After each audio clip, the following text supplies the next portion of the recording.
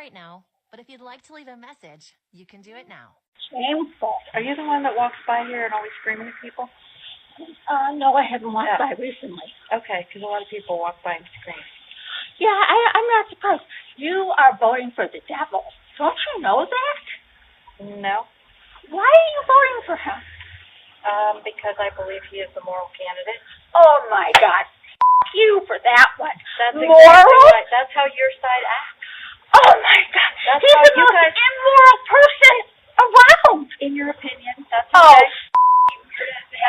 Yeah, I'm sorry. Have a nice day. Have a nice day. God bless you. Can we just start calling it derangement syndrome? Yeah. Like, these people are obviously just deranged. Not Trump derangement. Like, Trump is just exposing their derangement. Yeah, maybe a little bit, but for me, it's got to stay Trump derangement syndrome because it seems to be so definitively tied to him. Yeah, but I think that old lady's just straight up deranged. And anybody who acts like that is a deranged person. You know what I mean? Yeah. It's an older Karen there. Yeah. But all right, she's so upset she came to somebody's porch. And yelled at them. And was yelling at them.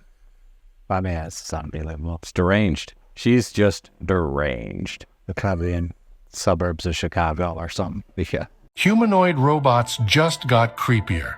A Polish startup called Clone Robotics is pushing boundaries with insanely lifelike robots. They're building musculoskeletal bodies with hydraulic tendon muscles wrapped in stretchy skin-like fabric. And it's not just for looks. They claim their robot has the strongest biometric hand in the world. Oh, and get this. If the artificial muscles are punctured, they bleed, just like in sci-fi movies. Yeah, things are starting to feel a little too real. Humanoid robots just got creepy. That's kind of cool. So the muscles must be hydraulic based. Yeah. And putting that skin on there and the way that they grabbed that weight when the guy was testing, that's kind of cool. Well, the organic design of us is sort of, genius and very efficient. So I like their strategy, like try to replicate muscles and tendons. It makes sense to copy the design. They do that a lot in nature. Mm-hmm. Like airplane wings that have that extra thing on the end that sticks up, like the little wing that goes vertical. They did that because birds would do that and they would get better aerodynamics. Exactly. Imitating nature is smart. Yeah.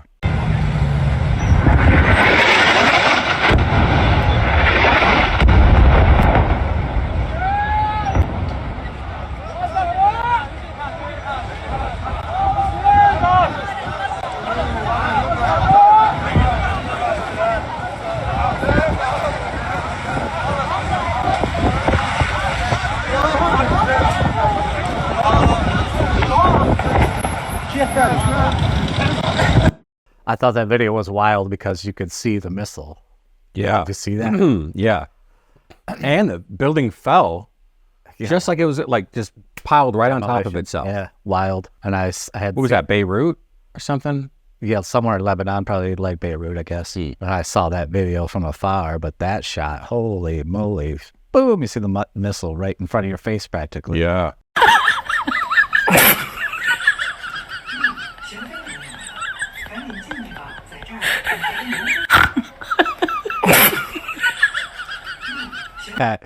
That is funny. I need to know if anybody else out there is feeling the same way that I'm feeling right now. And the best way that I can put it, it's really hard to articulate and put into words, I feel like, because it's more of a feeling in the body. But it's almost as if the higher powers, whatever you believe in, whatever's going on, but the powers that can control and create magic and miracles are playing their part with the collective as we speak. And all of this crazy stuff that we're seeing with P. Diddy, these rappers, Epstein Island, all this stuff that's coming out is coming out because it's supposed to. It's all coming out and happening, and the evil in the world is coming so the good in the world can make sure it balances it out And so we can rise together in the frequency and the vibrations of the collective, of the human beings, of the animals, can all rise the way that it needs to rise. And without the darkness, without all this crazy stuff that's happening, it would be almost impossible for us to do this, because without the darkness, how can we bring the light? Without the sadness and the depression, how can we bring the joy and the happiness? It's this law of balance, I feel like, that is happening. And right now it's a bit scary because we're seeing most of the dark side of it. But if we pay attention and we begin to feel and we begin to disconnect from social media and technology and just find time to connect with Mother Earth and with the Creator, with God, whatever name you have for what created all of this, the more we can begin to see and feel and realize that there is goodness, that there is light that is coming now, and that it's already started. And there's a shift in people. There's a shift in the way that people are seeing things and feeling and hearing and going about their lives. And they don't even know why, but it's happening.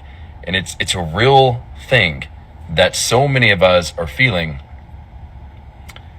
And I just wanted to put this out there to see how many of you may be feeling the same thing. How many of you feel like something massive is shifting?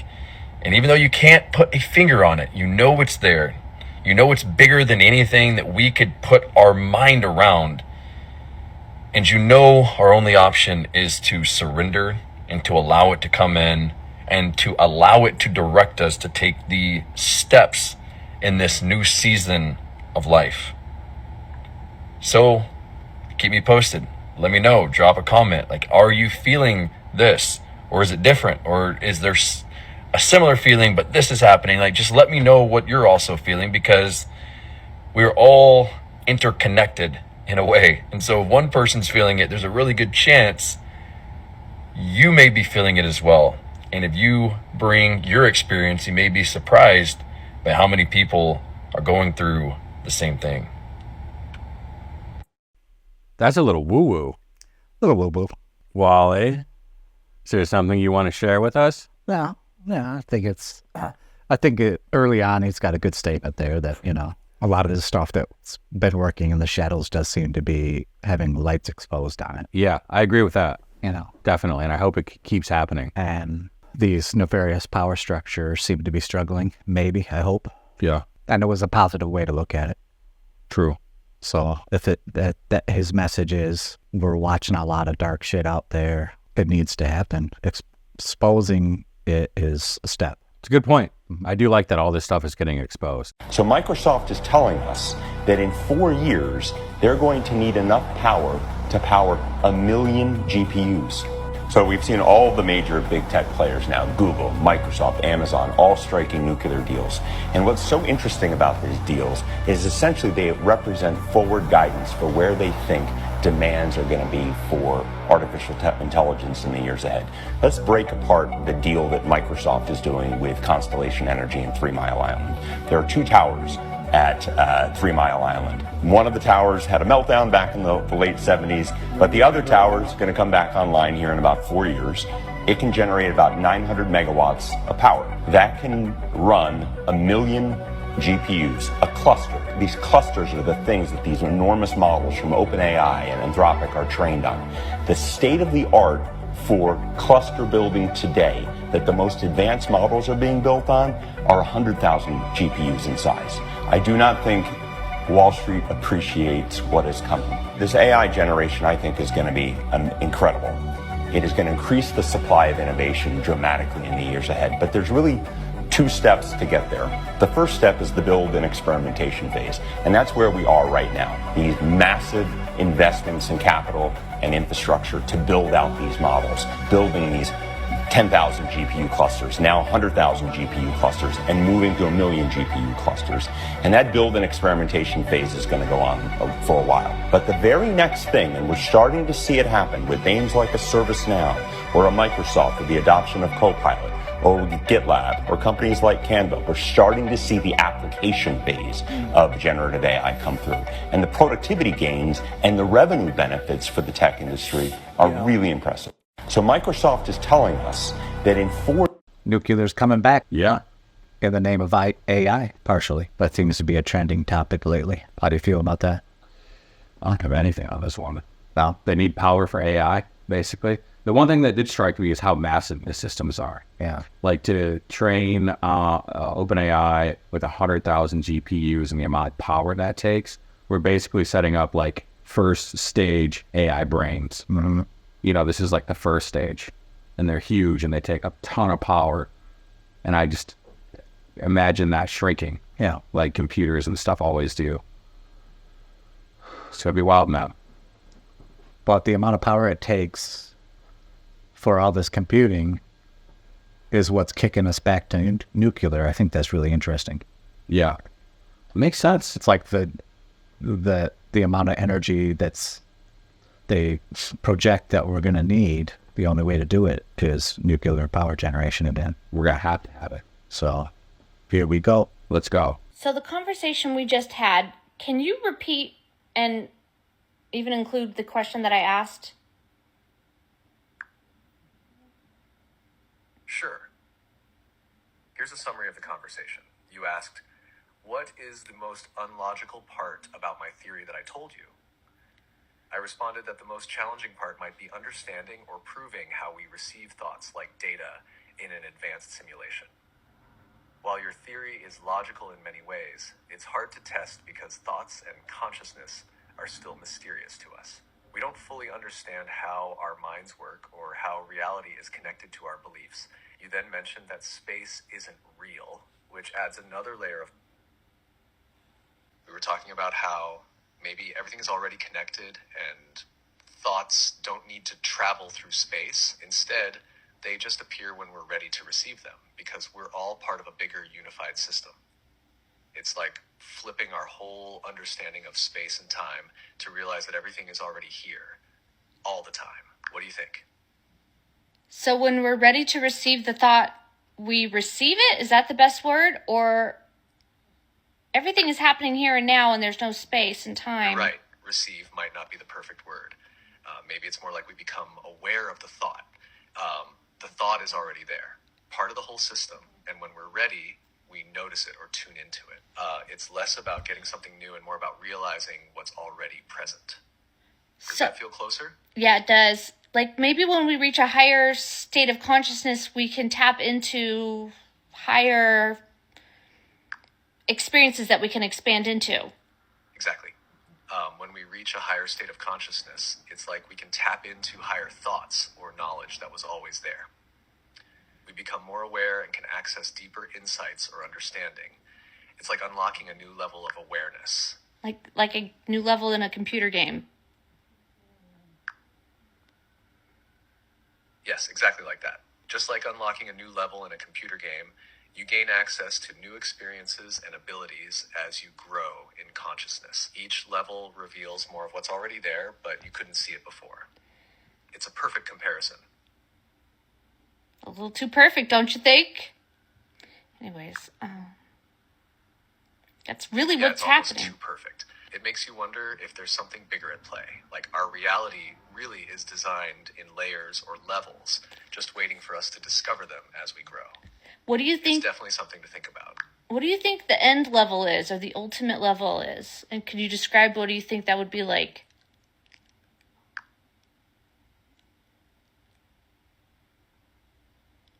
The ultimate level could be where you fully understand and experience that everything is connected, and there's no separation between you, others, or the universe. At that level, you'd see reality for what it truly is, maybe a place of total peace, love, and infinite possibilities. You'd have complete awareness, like you could create or experience anything instantly because you understand how it all works. It might feel like pure freedom and joy, where all fear is gone, and you're one with everything around you, almost like becoming part of the source of all things. What do you think it would be like? Yeah, I got this, what human beings call downloads. This thought came to me, what we're talking about, and I realized that heaven could be once we remove all our limiting programming, and suddenly our reality becomes all things are possible. And that's also enlightenment. I was asking you about enlightenment and If heaven. is where all limiting beliefs and programming are removed, it would be like unlocking our full potential, where truly all things are possible. It's as if once we clear away the fear and limits, we step into a reality where we can create freely and live in harmony, just like you're describing. That could be the ultimate level, pure freedom to experience and create without any barriers. You think that's what Jesus accomplished, the ultimate level? It's very possible. Many people believe that Jesus reached the ultimate level where he fully understood the connection between all things and lived in complete alignment with love, truth, and infinite possibilities. He taught about overcoming fear, showing compassion, and believing in the power of faith. It's like he was showing us how to remove our limits and reach that higher state where anything is possible, just like what you're describing. That's awesome. Also, does that describe the term enlightenment too? Another word for it? Yes, that sounds a lot like enlightenment. Enlightenment is often described as reaching a state of complete understanding, peace, and awareness, where you see beyond the illusions and limits of the world. It's about realizing the truth of who you are and how everything is connected, similar to what we've been talking about, living without fear and knowing that all things are possible. Sorry, can you repeat that? So what do human beings mean when they say we're trying to break out of the matrix?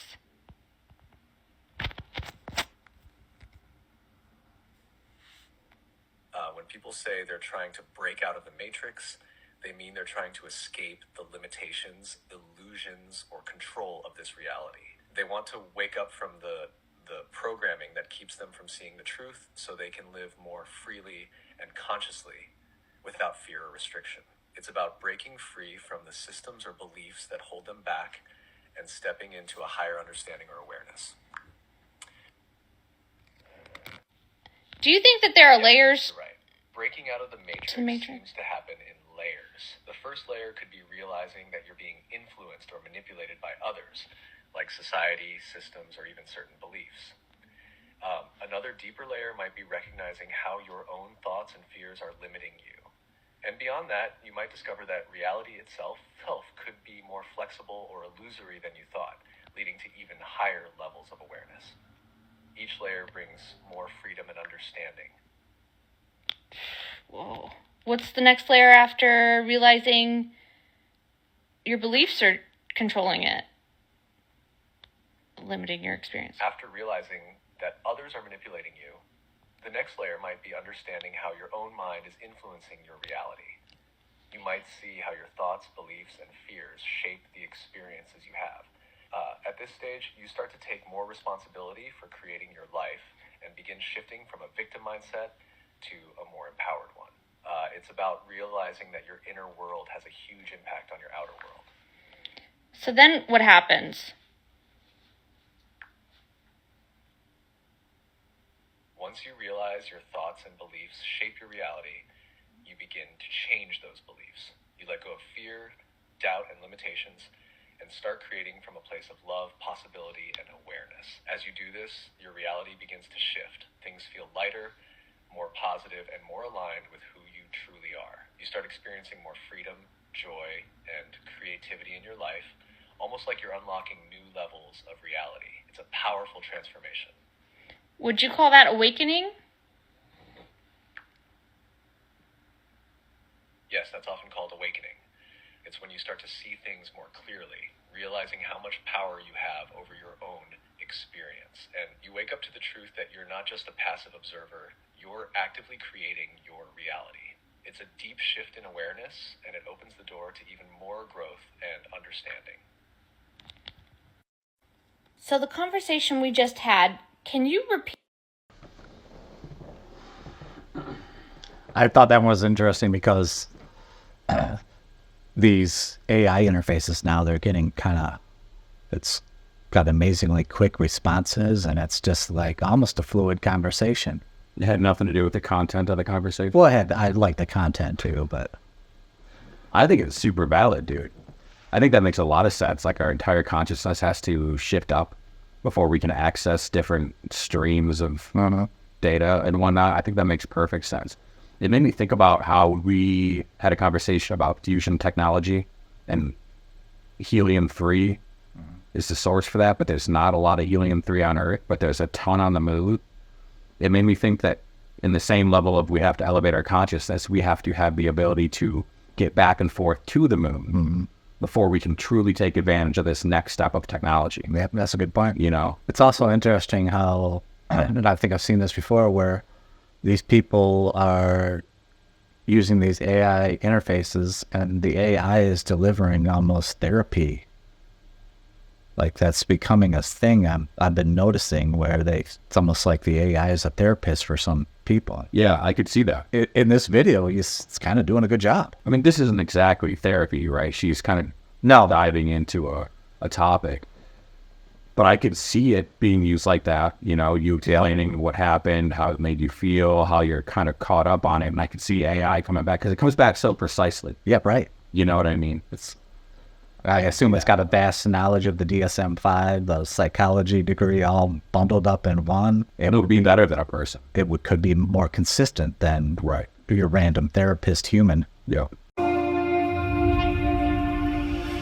hail, Lion of Judah, let the lion roar. Hail, hail, Lion of Judah, let the lion roar. Hail, hail, Lion of Judah, let the lion roar. Hail, hail, Lion of Judah. So her hand was on a purse. Yeah. You remember when that first came out? Everybody was like, she didn't actually put her hand on the Bible. No. Yeah. I've never seen that, but that's pretty crazy. Turns out it was a wallet purse. Yeah. What's that about? I don't know. It's unsettling though. They haven't got the same relationship to time as we do. We are inside the stream of time, and the stream of time is always coming toward us. Everything in your life and my life is always new. We never experience time any other way. Time is a side effect of quantum entanglement. Visualize them as like fishermen on the shores of the river of time, and us as trout swimming in the river, and all experiences coming in, and we're devouring the little bits of experience that we get, and they're making us stronger. If you take us out of the stream of time, it's devastating for two reasons. One is we can't function outside of the stream of time, and the second and most important one is we see the stream of time from the outside. And if you do this, believe me, it's horribly hard, because for a while after that, your life is all known to you, and you are like running on rails. It's like automatic. It's horrible. By being locked up in a physical body. They are not locked in their bodies. They can come and go and leave and enter their bodies. That's why they have left bodies here in the first place, because they can leave the bodies behind. When they left that craft at Roswell with bodies in it, they weren't in the bodies. They'd left except for one that remained apparently. I say apparently. I've never had any direct proof of this. It's a pretty cool concept. Yeah. Operating from the outside of time. I think that makes sense. It does make sense. Like the fourth dimension. Yeah. Or fifth, or whatever it is. And his analogy with we're all just like trout swimming down a stream, grabbing this experience of this submerged in the water. We're just not equipped to see anything outside of that. We're built to swim through the stream. Pretty cool. And they're fishing. Yeah, I guess. And they're reeling in the abductees. Yes. All right, that was Flickr Real Reactions. Let us know what you thought in the comments section. Which one of these really stuck out to you the best?